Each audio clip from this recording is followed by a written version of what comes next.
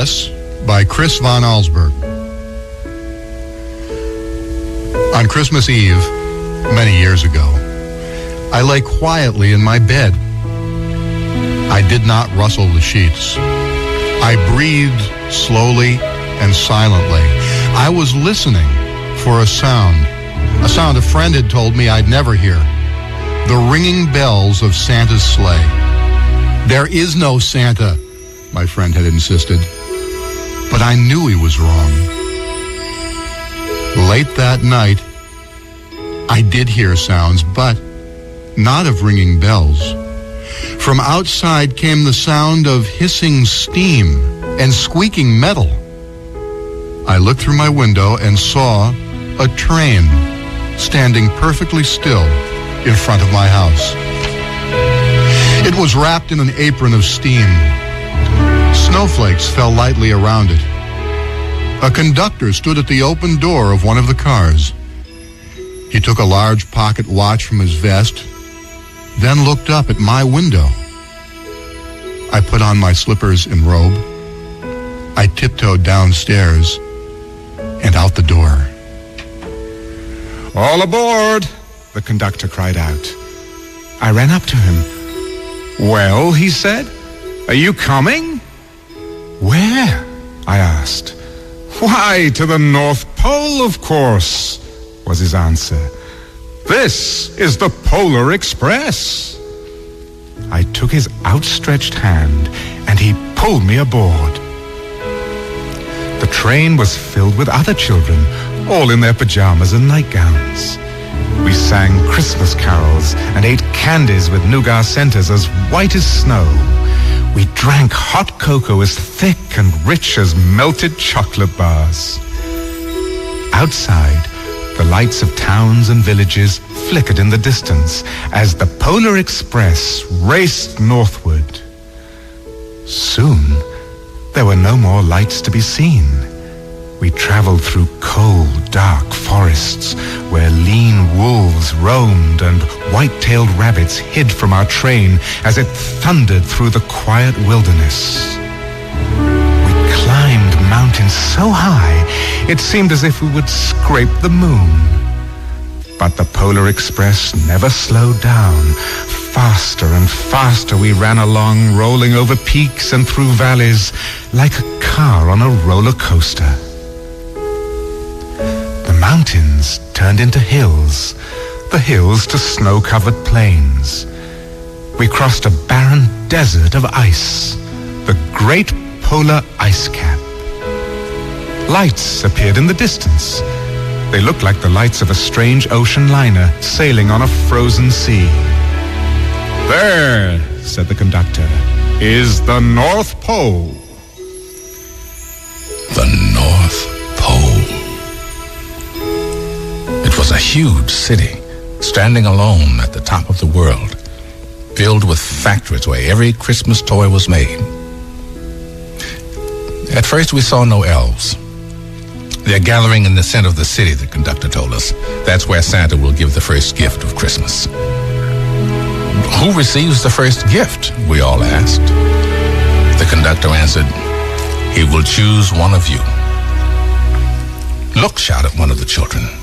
"The elves." Outside, we saw hundreds of elves.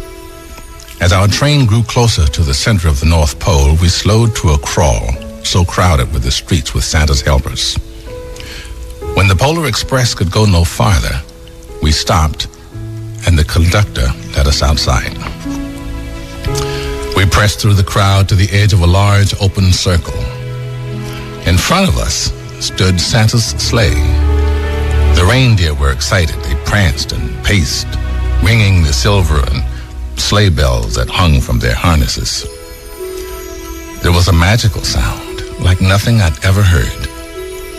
Across the circle, the elves moved apart, and Santa Claus appeared.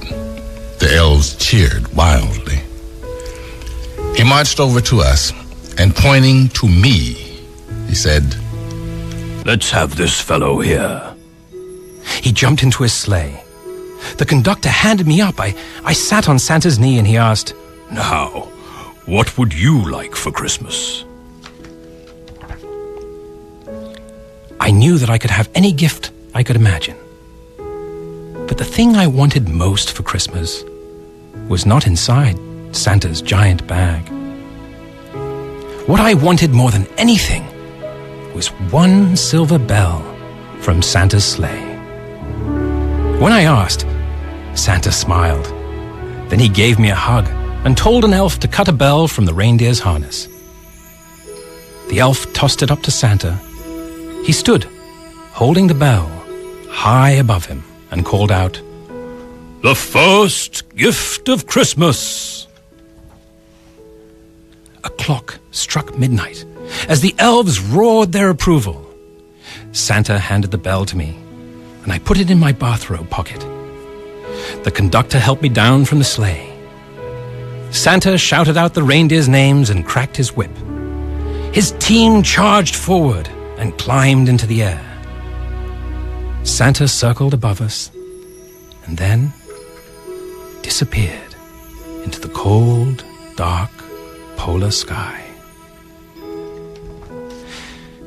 As soon as we were back inside the Polar Express, the other children asked to see the bell. I reached into my pocket, but the only thing I felt was a hole. I had lost the silver bell from Santa Claus's sleigh. "Let's hurry outside and look for it," one of the children said. But the train gave a sudden lurch, and we started moving. We were on our way home. It broke my heart to lose the bell. When the train reached my house, I sadly left the other children. I stood at my doorway and waved goodbye. The conductor said something from the moving train, but I couldn't hear him. "What?" I yelled out. He cupped his hands around his mouth. "Merry Christmas!" he shouted. The Polar Express let out a loud blast from its whistle and sped away. On Christmas morning, my little sister Sarah and I opened our presents. When it looked as if everything had been unwrapped, Sarah found one last small box behind the tree. It had my name on it. Inside was the silver bell. But there was a note. "Found this on the seat of my sleigh. Fix that hole in your pocket. Signed, Mr. C." I shook the bell. It made the most beautiful sound my sister and I had ever heard. But my mother said, "Oh, that's too bad." "Yes," said my father. "It's broken." When I'd shaken the bell, my parents had not heard a sound. At one time, most of my friends could hear the bell, but as years passed, it fell silent for all of them. Even Sarah found one Christmas that she could no longer hear its sweet sound. Though I've grown old, the bell still rings for me, as it does for all who truly believe. Well, that's just great work. We were, I won't say concerned, but we were interested to see how that was going to work, you know. In fact, some listeners earlier, when we said we were going to do this, called, said, "No, don't, it'll ruin the flow of the story, Lola." I loved it. It's great. I loved it, hearing each different kind of slight angle each voice put on it. It was great to hear Chuck Moshontz doing it again. Forgot how animated and wonderful Cary Elwes was with the voices, and Morgan Freeman. Well, there's the guy right there, you know, and Michael York, all good. All four of them, like you said, they all had a different nuance to it, but the one thing that remained true for all four, a very emotional read. Mm-hmm. And that held it together. That was great. Danny, great job. And he did that in an hour. Heard some edits in there. Actually, that was very, very cool.